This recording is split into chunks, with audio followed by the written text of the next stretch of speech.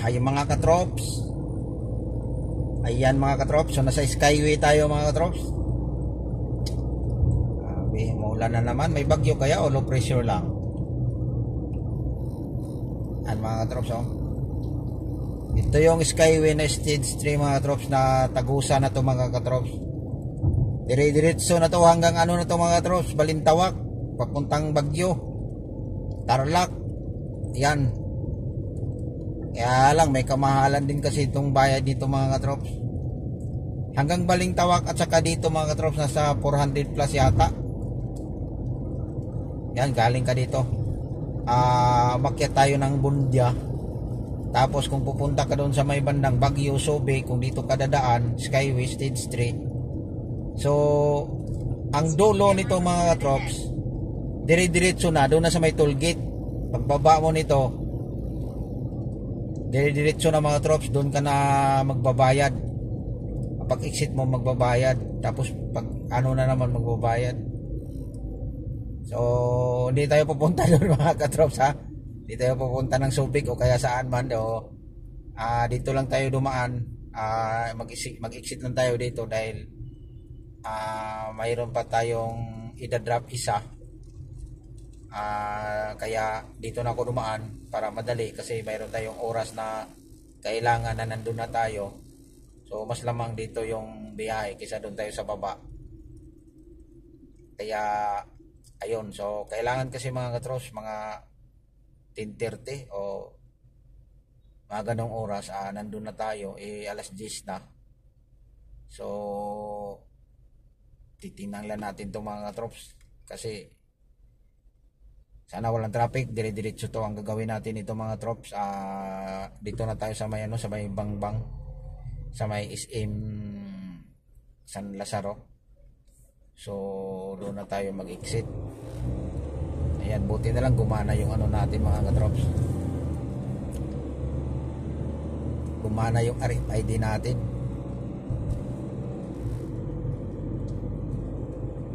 Sana lang walang traffic kasi alas 10 na. So kailangan mga parang ano ayun mga trops, nakita nyo mga trops oh? Skyway Stage 3. So yan, so ito yun kasi ba-exit tayo doon sa kabila kung dire-diretso, yun na yun.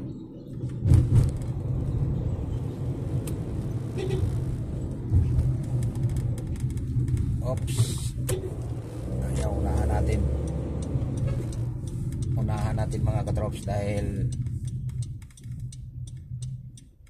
namagal siya. Mayroon akong ipapakita mga katrops. So dito sa may stoplight dyan mga katrops, may manguhuli dyan mga katrops. So ayan, so papanoorin nyo para to sa mga bagong driver pala. Tsaka kahit matagal na, tsaka bihira lang makadaan dito.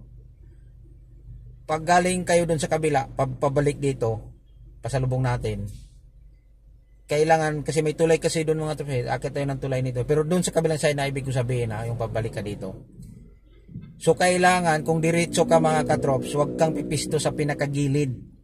Yung kumbaga magra-right turn ka doon sa may stoplight na yan, kasi ang unahan nito mga katrops, mayroong stoplight.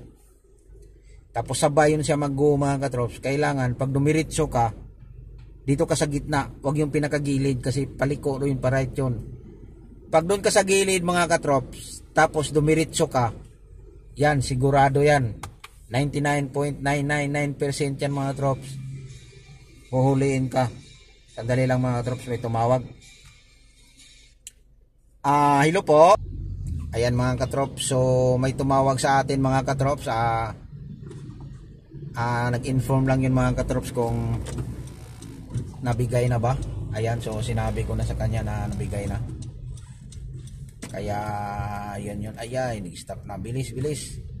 Ayan dito mga katrops, may stoplight yung dito mga katrops oh. Ayan. So yung kwininto ko kanina mga katrops, sa kabilang side yun mga katrops. Sana hindi tayo maabutan ng stop.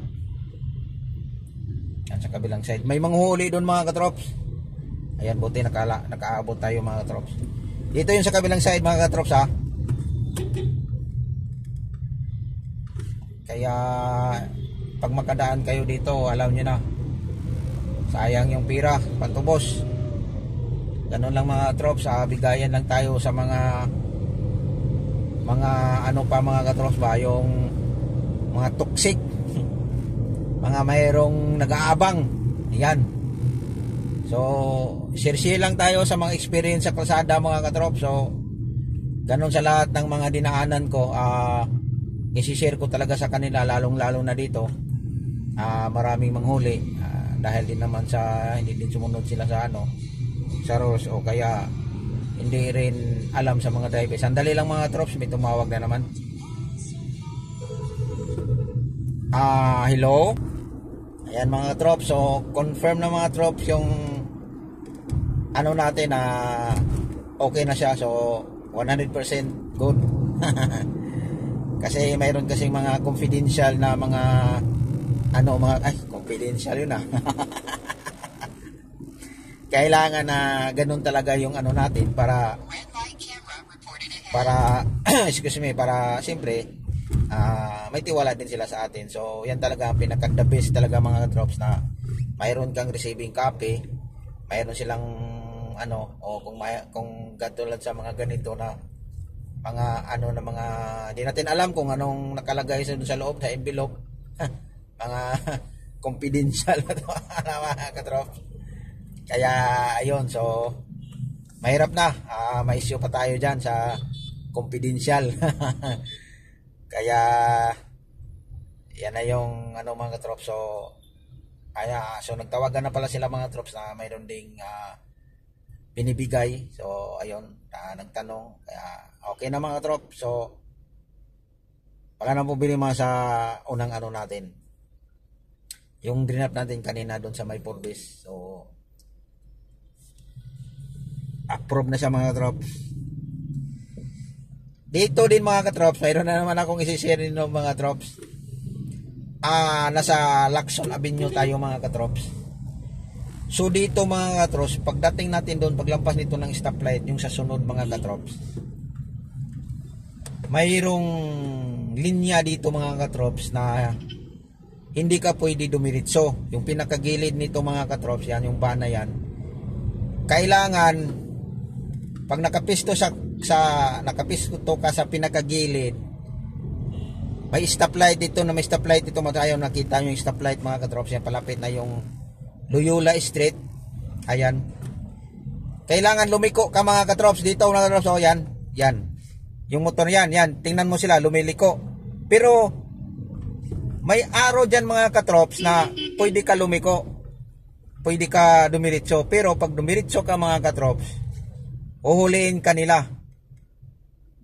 Kasi nahuli nila ako dyan mga katrops, pero nagtalo kami mga katrops. Yung katina, yung Fortuner na nagbusina, narinig nyo, dapat lumiko yon, pero dumiritso siya, hindi siya hinuli. Ganun ang nangyari sa akin mga katrops. Nagtalo pa kami, hindi ko rin alam kung bakit ako hinuli. Na hindi ka naman nakaabala sa traffic noon kasi sabay naman yung green o paliko, hindi ka naman nakaano sa likod, pero bakit ka pa hinuli, hindi ko rin alam. Kaya doon kami nang talo mga katrops. At saka unang una, may araw doon, pwede ka dumiritso, pwede ka lumiko. Kaya may iba din kasi mga katrops na hindi ko alam kung bakit, o lang siguro mga katrops, sa madala lang nila sa nila.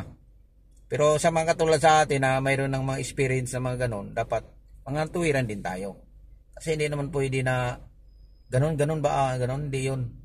Pag nasa pangatuwiran ka mga katrops, wag yung ibigay yung lisensya, kasi ticket yun, yung mahal-mahal yun, tsaka abala din yun sa atin. So ayan mga katrops, so abang-abangan yung next nating video mga katrops, kasi medyo malayo-layo pa tayo. So hanggang muna natin ito, so putol-putulin muna natin yung video natin para hindi mahaba talaga yung natin. Ayan, so thank you for watching mga katrops. So yung mga sinishare ko, para yun sa mga driver na hindi alam yung kalsada na may manguhuli o bawal o ganon, at least mayroon na kayong idea. Ingat po tayong lahat mga trops, and God bless ating lahat.